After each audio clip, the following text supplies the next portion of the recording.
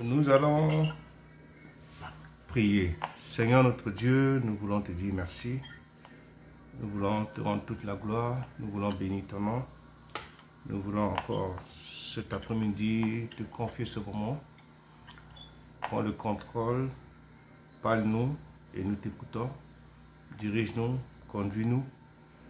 Au nom de Jésus. Nous amenons nos pensées captives à l'obéissance de Christ. Nous soumettons les cœurs à ta parole. Au nom de Jésus. Amen. Amen. Que le Seigneur nous bénisse. Que toute la gloire revienne au Seigneur. J'espère que vous allez bien.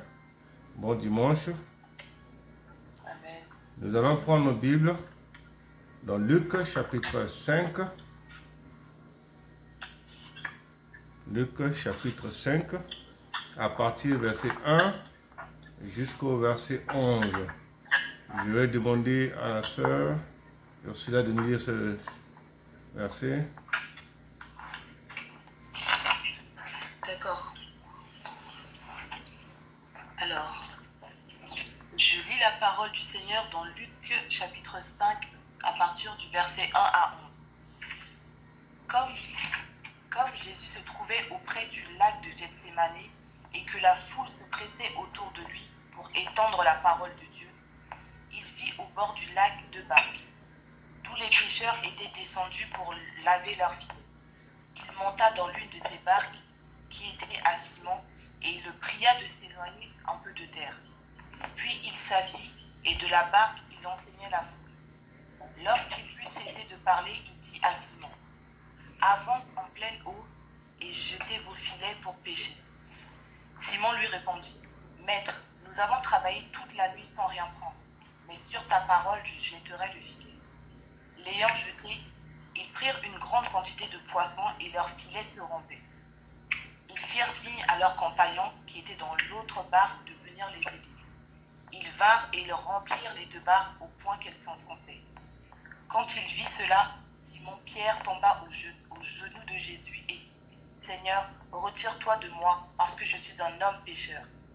Car l'épouvante l'avait saisi, lui et tous ceux qui étaient avec lui, à cause de la pêche qu'ils avaient faite. Il en était de même de Jacques et de Jean, fils de Zébédée, les associés de Simon. Alors Jésus dit à Simon: ne crains point, désormais tu seras pêcheur d'hommes. Et ayant ramené les barques à terre, ils laissèrent tout et le suivirent. Amen. Amen. Amen. Que le Seigneur nous bénisse. La Bible nous dit dans ce texte que Jésus est arrivé. Il se trouvait auprès du lac Génézérac. Et à la barque, il y avait une multitude qui le suivait. Et Jésus avait deux barques. La Bible nous dit que Jésus choisit spécifiquement la barque de Simon-Pierre. Jésus voulait une connexion personnelle avec Simon-Pierre.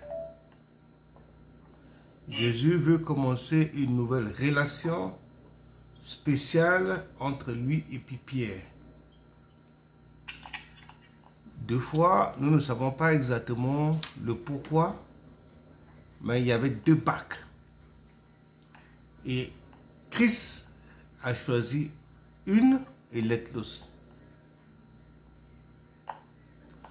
Quand Christ a choisi la barque de Pierre, Jésus montre déjà à Pierre un appel divin pour sa vie. Nous devons savoir une chose, que il avait deux barques. Mais pourquoi Christ a choisi que la barque de Simon?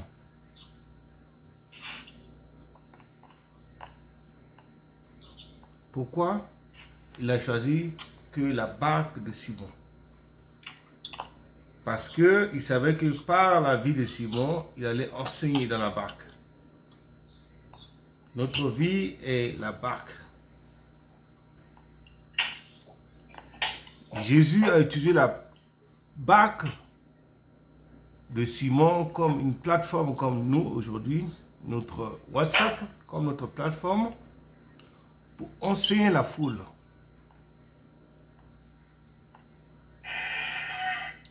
Jésus voyait la disponibilité de la barque de Simon-Pierre pour enseigner. Quand on est disponible, Jésus passe par nous pour enseigner les autres. Quand on laisse notre barque vide et que Jésus-Christ soit le maître qui vient dans notre barque, c'est pour que cela sert à enseigner. Est-ce qu'il était obligé de ne pas aller dans la barque de Pierre? Pourquoi il n'a pas choisi les autres barques? C'est Simon qui a choisi sa barque pour monter dans la barque de Pierre, de Simon. Il est important en tant qu'enfant de Dieu de savoir que l'appel de Dieu n'est pas quelque chose que tu as planifié ou tu as programmé. Quand Dieu t'appelle, il t'appelle. Dieu a choisi la barque parce qu'il voulait que les gens puissent bien l'entendre dans la barque de Simon. Il voyait déjà que dans la position, à côté de l'eau, à côté de lac, il pouvait bien parler pour que la foule puisse l'entendre. Parce que l'eau aussi peut apporter l'écho, que tout le monde puisse entendre. Au temps de Jésus, il n'y avait pas sonorisation comme aujourd'hui. C'est pour ça qu'il a choisi d'être dans la barque, sous l'eau, puis pour parler, pour enseigner.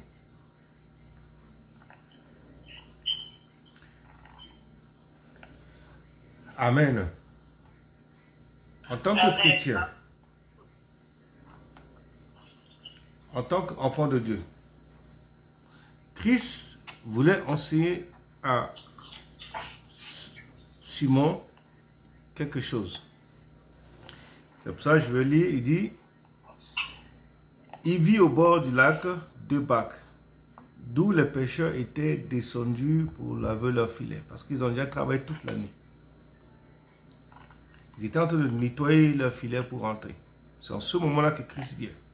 Il y a des moments que tu as fait tous tes efforts en tant qu'homme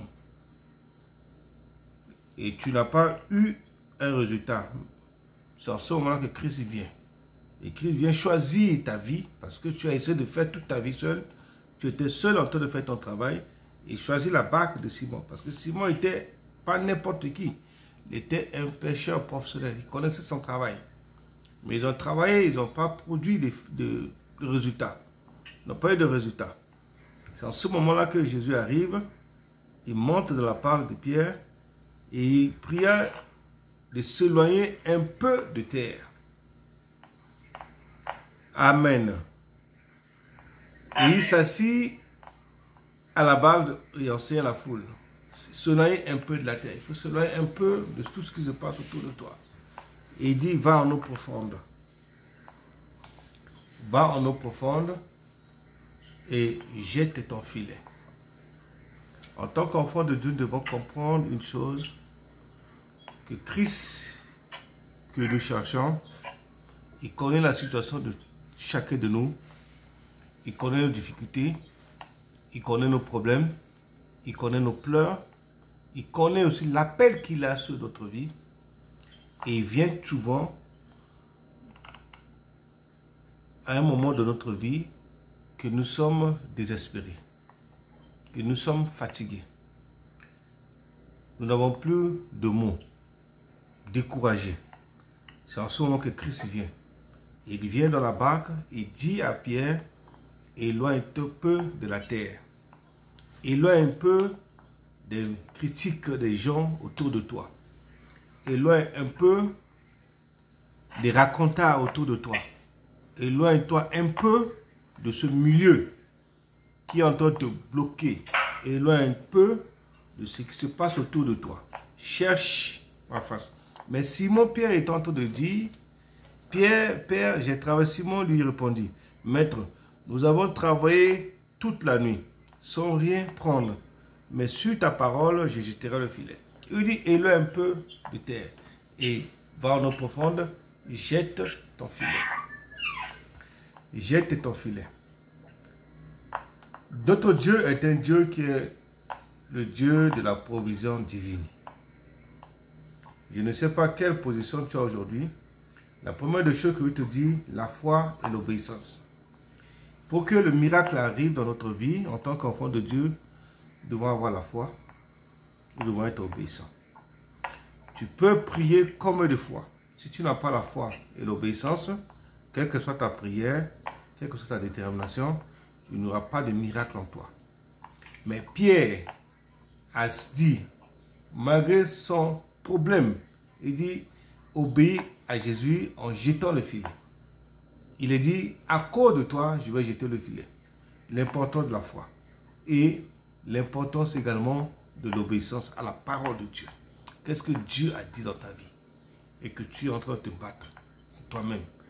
Tu es en train de te dire non, c'est pas vrai, c'est pas Dieu. Dieu peut te parler à tout moment de ce qu'il veut faire dans ta vie. Mais tu es en train de résister. Ne résiste pas à la parole de Dieu dans ta vie. Il dit, va en eau profonde. Christ a dit de faire quelque chose que tu es en train de te battre à toi-même. Tu es en train de dire non, c'est pas possible, c'est pas le moment, je viens de jeûner, je viens de faire ça, je viens de faire le fond, attends, je viens de faire ci, je ne peux pas. Mais c'est en ce moment-là que Dieu veut te tester. Quand Dieu te dit, va en eau profonde, jette ton filet, va en eau profonde, fais ce que te dit de faire. Quand il y a l'obéissance et la foi, cela produit la provision divine. Alléluia. Il y a toujours une provision divine de Dieu pour toi. La Bible dit qu'ayant jeté, il prit une grande quantité de poissons. Et leur filet se rompait. La pêche miraculeuse montre la capacité de Jésus-Christ à pouvoir abondamment au-delà des attentes humaines. Alléluia. Si nous prions pour un miracle, nous prions pour avoir la main de Dieu, nous prions pour une solution, que rien ne va dans notre vie, ce que Dieu attend de nous, c'est la foi et l'obéissance. Quand on a la foi, on a l'obéissance, la provision divine suit. Quand on a la foi et l'obéissance, la provision divine arrive. Dieu est capable de pourvoir à tous nos besoins. Quels que soient les obstacles, quelles que soient les situations que nous traversons, notre Dieu est capable de pourvoir à tous nos besoins. Selon sa richesse, ce que tu es dedans en train de faire, même si tout va mal, il faut savoir que ton Dieu est le pourvoyeur. Il va pourvoir. Il va pourvoir à tous tes besoins. Il va pourvoir à ce que ton cœur désire. Mais ce qu'il attend de nous, c'est la foi et l'obéissance. Quand on a la foi, quand on est obéissant, Dieu est capable de tout. Simon a été obéissant, il est allé en eau profonde, il a jeté le filet, il a eu le poisson en grande quantité. Je ne sais pas quel poisson tu veux en son péché, mais va en eau profonde, jette ton filet et tu verras la grâce, la faveur de Dieu. Dans le miracle de Pierre l'a surpris lui-même. Pierre n'était pas un homme ordinaire comme tout le monde. Il n'était pas un débutant, pêcheur. Il était un pêcheur professionnel. Il connaissait l'eau. Il savait à quel moment il pouvait aller, où il pouvait jeter le filet et puis avoir le poisson. De lui-même, de sa force, de sa connaissance, de ses capacités en tant qu'humain, homme, il a travaillé toute la nuit. Il a dit, on a travaillé toute la nuit, mais on n'a rien trouvé. On n'a rien gagné. Mais comme tu nous as dit d'aller en eau profonde, sur ta parole, je jetterai mon filet. Sur ta parole, je vais le faire. Sur ta parole, je vais être obéissant. Sur ta parole, je vais mettre ma foi en exercice. Je vais exercer ma foi. Donc, je veux juste te dire, aie la foi. Je veux te dire, aie l'obéissance. Et tu dois mettre ça en pratique. Tu dois mettre ça dans le service de Dieu. Quand Dieu te dit de prendre un moment de jeûne, pose cet acte, fais ceci, fais-le. Et si tu poses acte et que tu n'as pas vu le résultat, tu pourras dire à Dieu, Seigneur, tu m'as dit de faire ça, je l'ai fait, et puis je n'ai pas eu de résultat. Mais ton Dieu ne va jamais t'abandonner. Si tu mets totalement ta foi et l'obéissance devant le Seigneur, il ne va jamais, jamais, jamais t'abandonner. Il y a un miracle. Il reconnaît qu'il est pécheur. Il reconnaît que dans son cœur, malgré qu'il a voulu faire, il dit, Seigneur, j'ai fait, je n'ai pas fait, mais sur ta parole, je le ferai. C'est pour ça qu'il a reconnu qu'il est pécheur. Il a reconnu sa limite.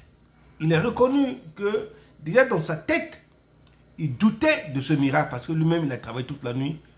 Mais sur ta parole, je jeterai le filet. Sur ta parole, je jeterai le filet. Nous devons comprendre une chose, que sur la parole de Dieu, il y aura toujours un miracle.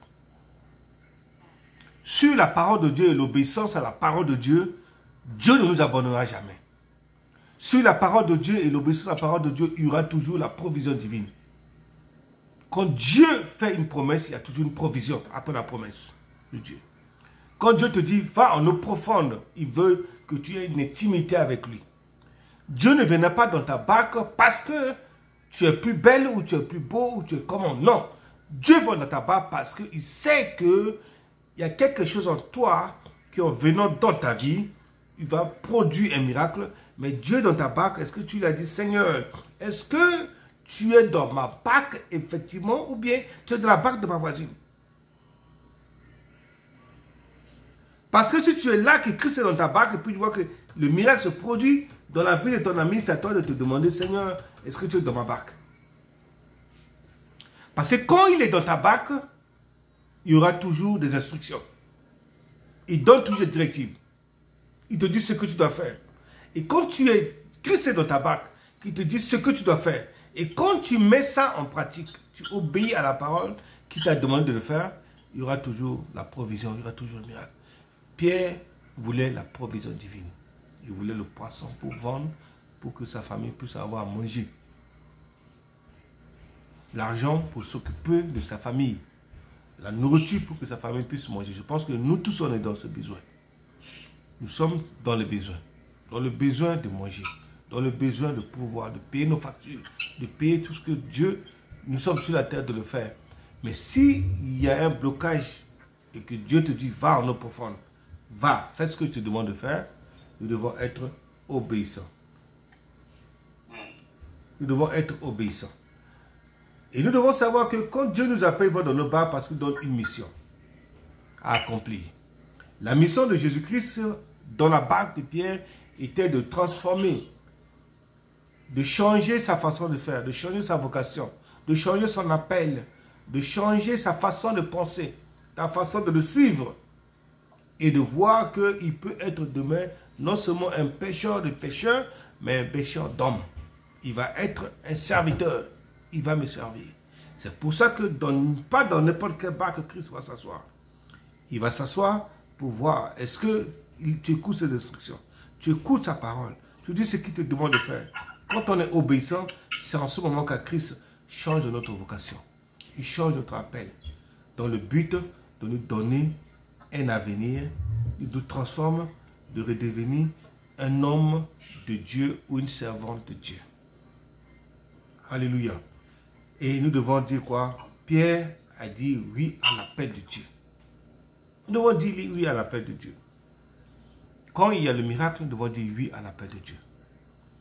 Quand il y a la grâce de Dieu, nous devons dire oui à l'appel de Dieu. Quand il y a la provision divine, nous devons dire oui à l'appel de Dieu. Quand Dieu nous surprend, oui, c'est vrai que ça nous choque. Que Dieu me dise ce mot. Mais c'est juste après, il va te fortifier. Il dit, ma fille, je suis avec toi. Pierre était désespéré. Parce qu'ils étaient là, ils ont fini de travailler toute la nuit. Ils n'avaient rien gagné.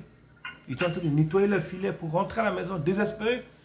Ils ne savaient pas si sa famille va trouver à manger. Si sa femme va avoir à manger. Mais, qu'est-ce qu'il a dit? Il a dit, sur ta parole, je jeterai le filet. Pierre était appelé à reprendre à l'appel de Dieu avec confiance. Savoir que Dieu que je sers, Dieu que je suis, ne m'abandonnera jamais. Est-ce que nous avons confiance en Dieu? Est-ce que nous croyons à son appel? Nous croyons que Dieu nous a appelés. Est-ce que nous croyons que nous sommes dans sa barque? Est-ce que nous croyons en cela? C'est ce qui fera la différence entre toi et ta voisine. Parce que Christ a vu deux barques. Il n'a pas choisi d'être un pied dans l'autre barque et l'autre pied dans l'autre barque. Il a choisi ses deux pieds dans une barque. Il est resté dans la barque pour enseigner la foule. Est-ce que Christ est dans ta barque, effectivement? C'est ce que nous devons savoir. Est-ce que Christ est dans ta barque? Si Christ est dans ta barque, est-ce que quand il est dans ta barque, il t'a donné des instructions, que tu as obéi à ces instructions?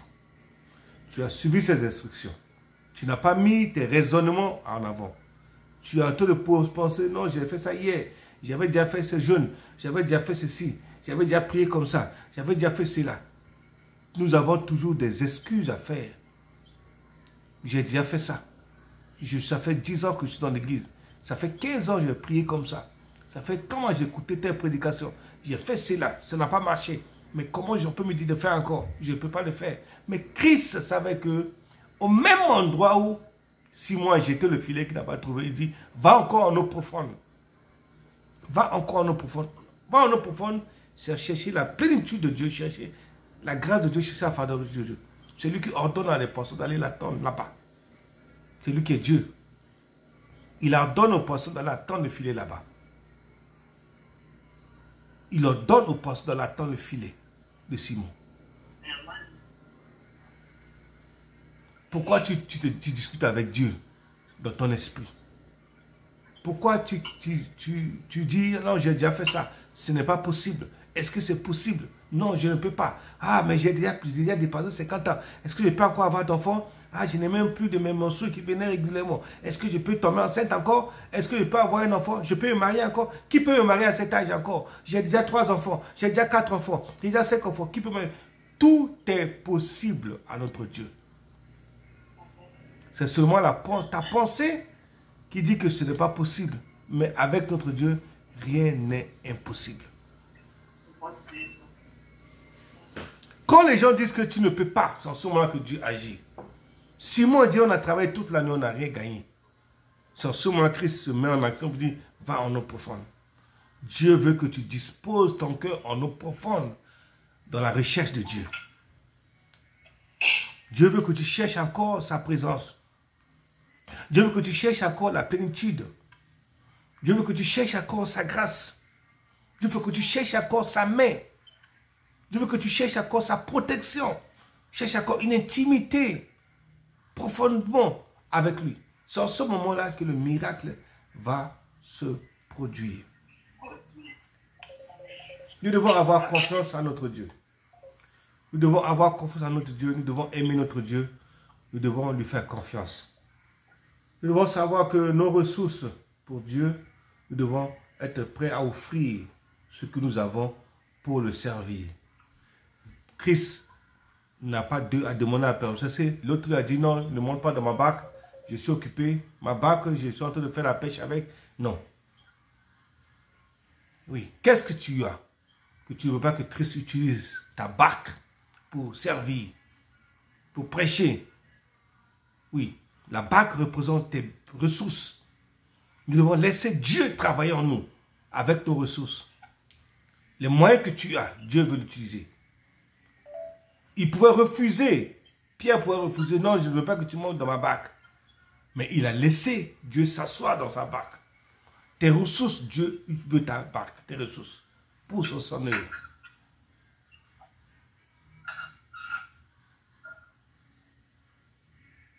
Dieu peut utiliser des choses plus ordinaires pour accomplir des choses extraordinaires. Tu peux être une femme ordinaire que tout le monde voit comme ça. Elle est comme ça. Deux fois, on demande de demander 10 €. Elle donne 10 €, elle demande 15 €, elle donne 15 €.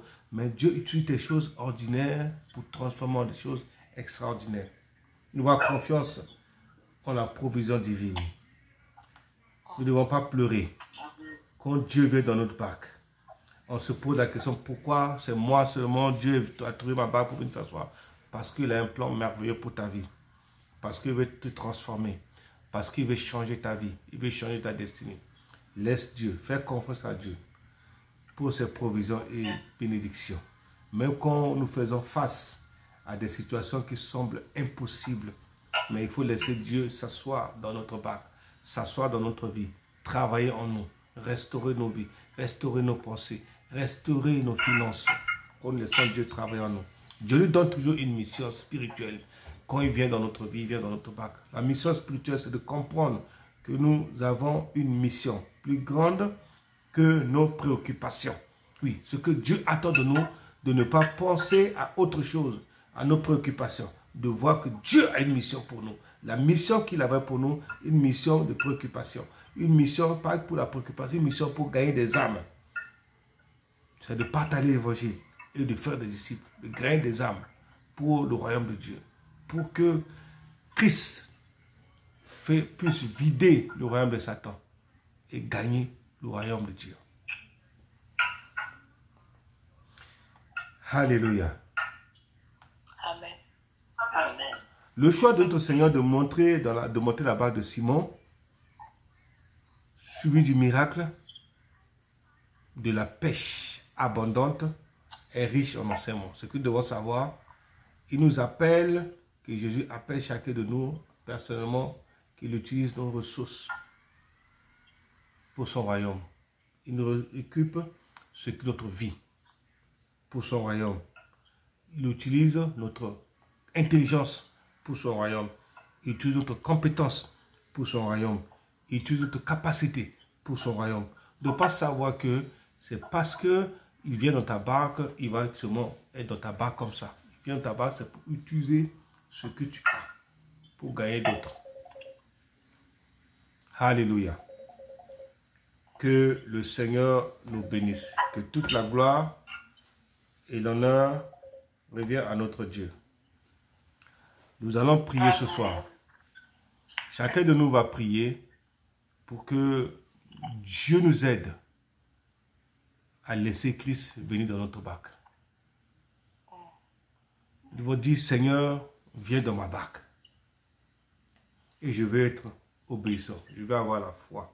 Mettre ma foi en action pour l'avancement de ton royaume. Prions ensemble, Seigneur.